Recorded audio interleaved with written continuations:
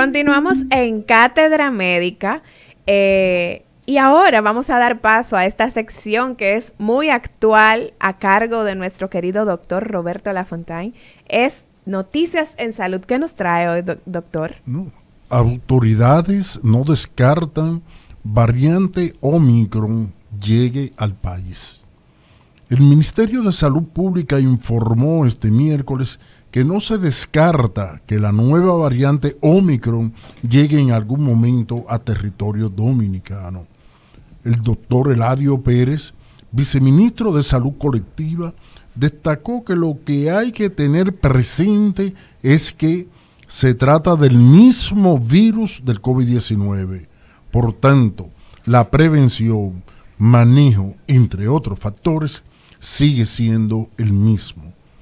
Indicó que es preciso que se mantengan las medidas preventivas a fin de obtener resultados favorables, como ha ocurrido en el país ante la presencia de la variante Delta, que, a pesar de ser de cuidado, fue una ola breve, pequeña y con baja ocupación hospitalaria. Doctora, una de las grandes asociaciones que se realiza a nivel popular y se realizan en todos los sectores es de la gastritis con los problemas psicológicos. El primer diagnóstico que le hacen a una persona y por lo cual lo refieren no a un gastroenterólogo, sino a un psicólogo o a un psiquiatra, es cuando dice yo tengo problemas aquí en la barriga. Entonces, las personas siempre le dicen a la gente, mire, eso probablemente es una gastritis. Y como tú tienes una vida tan ocupada y tú tienes tantos problemas y tienes tantas deudas, yo te recomiendo que vaya donde un psicólogo. ¿Qué opina usted al respecto? Sí, muchos pacientes pueden manifestar sus síntomas psicológicos en el estómago. E incluso se ha demostrado que cuando el paciente maneja un grado muy alto de estrés, esto podría estar asociado con gastritis. Sobre todo, este estrés se refiere más a ciertas patologías. O sea, hay pacientes que hacen gastritis por estrés, pero son pacientes que usualmente han pasado por algún proceso médico como una cirugía reciente, un accidente, un trauma. Pacientes que reciben quemaduras te pueden hacer una gastritis por estrés, pero el mecanismo es diferente al paciente que te hace una gastritis por estrés, por ejemplo, porque se encuentra expuesto a ciertas situaciones en el ámbito familiar o en el ámbito laboral. Entonces, es un paciente que igual uno tiene que revalorar. Probablemente es un paciente que también hay que medicar por un tiempo y que el seguimiento va a ser en conjunto con psicología, obviamente porque hay una parte psicológica que hay que tratar y que probablemente si no se trata de manera adecuada, aún tú administres diferentes tratamientos a ese paciente, no va a mejorar hasta que la parte psicológica, emocional esté controlada. Pero sí, el paciente hay que medicarlo y hay que trabajarlo de manera multidisciplinaria con el psicólogo. Doctora, esas opciones de tratamiento, ¿en qué consisten y qué tiempo llevan?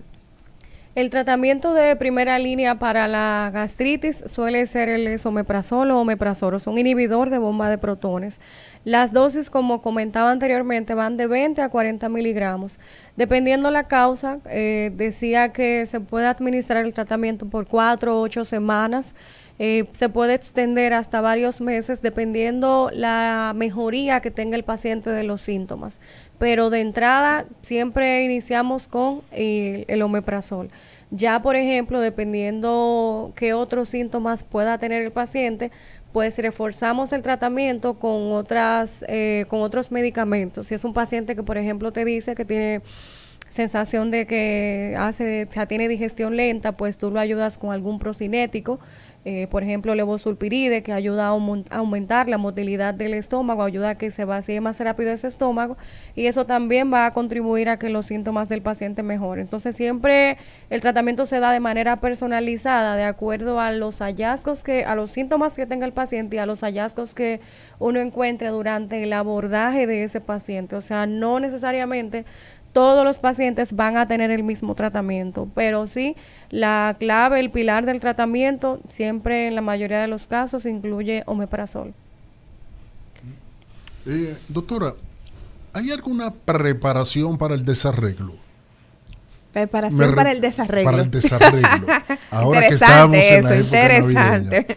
Por ejemplo, hay una rutina. Bueno, yo comienzo a tomar omeprazol el 24, me tomo un poco de leche antes de salir a compartir, a tomar, a jugar, y yo con esto me protejo el estómago. Hay dos vertientes. Mientras esté tomando y esté en medio de desarreglo, hay personas que no comen, y otros prefieren hacerlo después, al otro día, para quitarse la resaca. ¿Qué dice usted a esto, doctora? Bueno, esa preparación para el desarreglo y uno salir sano. Estamos en una época difícil porque incluso los pacientes, como saben que uno le va a poner ciertas limitaciones, algunos optan por no ir a la consulta. Por ejemplo, esta mañana yo hice una endoscopía y le decía al paciente que lo quiero ver con los resultados de la biopsia en una semana. Y me dice que no, que ya él me ve en enero, que él por la consulta no va. Y yo, no, mira, tienes que ir porque es importante que desde ahora empieces a hacer cambios. Primero, el paciente, yo sé que es una época difícil para llevar una dieta estricta, pero siempre motivamos al paciente a que no peque de muchos excesos. Bien, o sea, no es que no se pueda comer esa empanadita de yuca o ese pedacito de carne de cerdo. Sí, no es que incluso se pueda tomar ese traguito social el 24 para brindar con la familia, pero que no abuse. O sea, no, que lo normal no sea en estos días abusar de las grasas, abusar de las comidas condimentadas, comidas con mucho picante. Y sobre todo, que no sea abusar del uso de alcohol. O sea, que no tomen exceso, porque el alcohol sí está demostrado que es bastante irritante para la mucosa y eso puede empeorar los síntomas. Si es un paciente ya conocido con gastritis, lo ideal es que se tome su esomeprazol o omeprazol, aún sea en una dosis baja, o sea, de 20 miligramos, 30 minutos antes del desayuno, para evitar un detonante de todos los síntomas si hace un desarreglito. Pero no deben hacerlo. Lo ideal es que coman súper saludable, que no tomen alcohol ni nada de eso. Vamos a seguir recibiendo las llamaditas de nuestra audiencia. Buenos días, Cátedra Médica. Buenos días. Dios le bendiga y le dé feliz Navidad. Amén. Doctora, yo sufro de flatulencia. Casi todo me da la habichuela, la lenteja, mucha flatulencia siempre. Y yo no acostumbro a tomar omeprazol. A mí me dio el Lipobaten, pero fue en el 2013. Y de ahí en adelante me he quedado con el estómago muy delicado. Yo como poca carne. Entonces las ensaladas me dan flatulencia. Por ejemplo, la ensalada cruda. Y la hervida no soy muy amiga. Entonces yo como mucho, pero yo no pico. Ok, no sé si cuando le hicieron la endoscopía le realizaron el test de erradicación a ver si la bacteria se murió. Eso sería importante, porque como le digo, no siempre la bacteria muere con el primer régimen de antibióticos que uno administra. Entonces, en el caso de las flatulencias, sobre todo si el paciente, así como usted lo dice, sabe que alimentos le producen más aumento de gases. Entonces, en el caso de los granos, sí pueden producir distensión y pueden producir flatulencias. Y lo que le recomiendo es que si va a consumir habichuelas, ese tipo de cosas, que sea licuada, que sea como una papilla, porque esto hace que tenga un mayor número de flatulencias. Y investigar entonces el tema del Helicobacter, si en ese momento se le hizo prueba de erradicación. Hay que ver también si se realizó la colonoscopia hace qué tiempo, y entonces ver si ya no está a tiempo prudente de repetir el estudio nuevamente. Buenos días, Cátedra Médica. Buenos días. Sí. Usted mencionó un nombre de algo ahí que hace la digestión rápido. Sería buena idea para tener. Acuérdense que aquí estamos hablando de la no automedicación. Exacto. Entonces vamos a poner en práctica esos buenos ejemplos. Pero bueno, no sé si le doy un chivito ahí de regalo de diciembre. El medicamento que mencioné en particular fue el levosulpiride, que usualmente se utiliza de 25 miligramos y el médico lo solemos indicar 30 minutos antes del almuerzo y de la cena, pero obviamente yo sé que los pacientes que nos están escuchando no van a hacer nada de eso. No van a ir a consulta. Exacto, si tienen algún síntoma, ya ellos saben que tienen que acudir por consulta de manera consciente para evitar complicaciones de las que hemos hablado. Bien. Buenos días, Cátedra Médica. Yo quiero saber el nombre de la doctora, dónde lleva consulta y si acepta seguro o ARS humano. Ahí está, doctora. Yo trabajo en varios lugares. Trabajo en Sedimat, que queda en el ensanche La Fe. Trabajo en Sendoe, en La Luperón. Pueden buscar por internet todos los detalles de esos lugares. Y trabajo en Cardioimágenes, en NACO y en Radio Clinic. Y en esos dos lugares trabajo por citas. O sea que pueden investigar los números y agendar su cita por esa vía. Buenos días, Cátedra Médica. Sí, buenos días. Sí. Yo tuve una afección de Helicobacter 2007. Me pusieron un tratamiento, lo cumplí, luego volví, me pusieron otro y a partir de ahí comencé a ingerir mucha agua. Hasta ahora no he tenido consecuencias de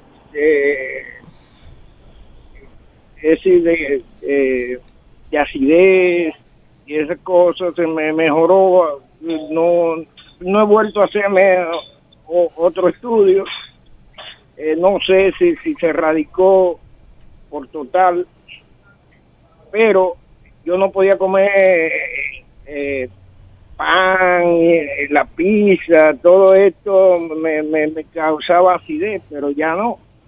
Hace tiempo esto se me ha controlado bastante. No sé si se erradicó totalmente. Es recomendable que me haga un nuevo estudio en esto. En su caso, si está sintomático, yo le recomendaría que como en aquel momento no se hizo la prueba de erradicación, se pueda hacer una prueba de Helicobacter pylori en heces o en el aliento y tomar en cuenta, como decía, que debe tener 2 semanas sin tomar ningún tipo de inhibidor de bomba de protones, o sea, ni omeprazol, esomeprazol o pantoprazol. Si está asintomático, yo entiendo que en aquel momento cuando se trató la bacteria probablemente murió, pero no está de más que se asegure realizando una de esas 2 pruebas. Doctora, esas etapas de la gastritis, ¿cuáles son? La gastritis puede ser aguda, que es una gastritis que el paciente debuta con los síntomas y que llega a la consulta y te dice, yo tengo 1 semana, 2 semanas que comencé con dolor, ardor, molestias en el estómago. O puede ser una gastritis crónica, que es el paciente que llega diciendo que tiene meses, años con esos síntomas, así que por una cosa o por otra, automedicación, falta de tiempo, descuido, no acudían a la consulta. Entonces, ya por ejemplo, uno gradúa la etapa de si es aguda o crónica tomando en cuenta el tiempo. Y ya por ejemplo, las etapas, al momento de uno hacer una endoscopía, uno, dependiendo de lo que uno vea macroscópicamente, si hay por ejemplo presencia de eritema en la mucosa, o sea que es una mucosa que se ve rojita, inflamada, si hay presencia de erosiones o si hay presencia de úlceras, te ayuda entonces a determinar más o menos qué es lo que predomina en el paciente. De todas formas, siempre se toma biopsia para la parte del Helicobacter que hablamos y el tratamiento, obviamente, quizás es un poquito más intenso en un paciente que uno ve que está muy sintomático y que cuando uno hace la endoscopía esa mucosa está muy deteriorada, muy maltratada. Pero va a depender mucho de los hallazgos que uno vea y del cuadro clínico del paciente, de los síntomas que él refiera. Tenemos otra llamadita por aquí. Buenos días, Cátedra Médica. Doctora, ¿me oye? Sí, le escuchamos. ¿Qué diferencia hay entre úlcera y gastritis? La gastritis no es más que la inflamación del estómago. O sea, cuando hay inflamación, todo lo que es inflamación es gastritis a nivel del estómago. Bien, sobre todo uno la ve más en la parte del antro. Ya cuando hay úlcera, hay pérdida de la continuidad de una parte de la mucosa. Entonces, hay una parte en la que esa mucosa va a estar con edema, eritema, y se ve el daño en la mucosa, dependiendo la fase, porque las úlceras tienen diferentes fases. Puede estar ya en una fase de curación, en la que ya probablemente la peor parte pasó, o puede estar en una fase de mucha sensibilidad y el paciente incluso tiene el riesgo de tener sangrado secundario a la úlcera, dependiendo qué tan friable se ve esa zona de la mucosa. No necesariamente todo el paciente que tiene gastritis tiene úlceras, pero sí pueden existir las úlceras. Entonces eso, la forma más viable de uno determinarlo es mediante la realización de una endoscopía. Doctora, mire, yo confieso que cuando Liz me la presentó, no sabía que me estaba presentando a una enemiga. Porque me iba a dar tan de frente a mis patrones culturales. ¿Cuáles son? Uno, tomador empedernido de café. Y café, el verdadero café, el que es caliente, Tiene su amargo, definición. fuerte y escaso. Tomador de café. Una persona que le gusta dormir siesta, comer y acostarse. Una persona que le gusta tomar líquidos abundantes antes, durante y después de la comida. Es la cultura, es lo que uno aprende. ¿Qué pudiera decir? ¿Qué me pudiera decir a mí, ya que es mi enemiga, pero además la aprecio igual que lo que le pasa a la mayor parte del público? Y esos hábitos culturales. Sí, tener buenos hábitos mejora la salud en general, no solamente la parte de la gastritis como tal. Entonces yo siempre le recomiendo a los pacientes, en el caso suyo de comer y acostarse, eso no es adecuado. Lo ideal es que el paciente, sobre todo en las noches, si ingiere algún tipo de alimentos, debe esperar de 2 horas y media a 3 para acostarse y así darle tiempo al organismo de iniciar una buena digestión. Le recomiendo al paciente primero tratar de evitar el sobrepeso, porque obviamente todas esas, el estar en sobrepeso te predispone a diferentes alteraciones que no solamente son de tipo intestinal, sino que detrás del sobrepeso viene obviamente el colesterol alto, las enfermedades cardíacas y demás. Entonces tratar de evitar el sobrepeso, y eso lo hacemos con una buena alimentación. Hay que tratar de masticar bien los alimentos para que la primera parte de la digestión comience de manera adecuada. Tratar de ingerir pocas cantidades, no comer en exceso y rápido, y ese es el diario vivir de muchos de nosotros, ¿verdad? Entonces siempre tener 3 comidas y una merienda entre comidas, o sea, 3 comidas y 2 meriendas. Se desayuna, a media mañana una merienda, al mediodía almorzar, en la tarde una merienda y en la noche la cena, que no sea tarde. Siempre dentro de las meriendas tratar de incluir frutas, vegetales, que sea un balance, ¿de acuerdo? Entonces, evitar de manera eufórica, ¿verdad? Porque es difícil uno explicarle a los pacientes que las comidas con un alto contenido de grasas, con un alto contenido de condimentos artificiales, son tóxicas, son nocivas a largo plazo. Entonces también hago mucho hincapié en que el paciente trate de comer lo más natural posible y que su plato siempre sea equilibrado, que incluya proteínas, pero que sean proteínas buenas, que si vamos a incluir carbohidratos, que no abusemos de ello y que por lo menos en 2 de las comidas siempre hayan frutas y vegetales de por medio, ¿de acuerdo? Entonces, suena difícil, y no es tan difícil. Bueno, ahora en diciembre sí es un poquito difícil, pero yo entiendo que a largo plazo el paciente debe comenzar con pequeños cambios. Siempre es bueno, obviamente, hacer ejercicios, tratar de hacer ejercicios 3-4 veces por semana mínimo. Y tengo problemas con el consumo de agua, y sobre todo en los pacientes que tienen estreñimiento, que siempre les digo que muchos de ellos pueden mejorar simplemente haciendo cambios en el estilo de vida, cambios en la dieta, y dentro de ellos es sumamente importante tratar de ingerir de 2 a 3 litros de agua al día, y que con eso la mayoría de sus síntomas van a mejorar incluso sin el uso de medicamentos. Pero igual, esa es la parte más fácil, pero la más difícil para los pacientes, o sea. ¿Y el consumo de agua alrededor de las comidas? No es bueno comer e inmediatamente tomarse 2 vasos de agua, no. Usted desayuna, come y espera un tiempo prudente, 30, 40 minutos en empezar a consumir agua de manera importante, por ejemplo, una botella, 2 botellas, pero no inmediatamente como y me bebo un vaso de agua o el vasito de jugo que nunca se queda. O el Cointreau, el dulce, nada de eso. Menos. Negativo. Bueno, queremos agradecer infinitamente a nuestra querida doctora Coralina Santana por este tema tan interesante que ha traído en este día Cátedra Médica. El tiempo lamentablemente se nos agotó, pero mañana tenemos una cita por aquí a las 10:30, como de costumbre, de lunes a viernes. Aquí estamos llevando información precisa e importante para que usted cuide su salud. Doctor Lafontaine. Bueno, hasta mañana, y con Coralina Santana hemos demostrado que la salud merece respeto. Hasta mañana. Cátedra Médica, porque la salud merece respeto.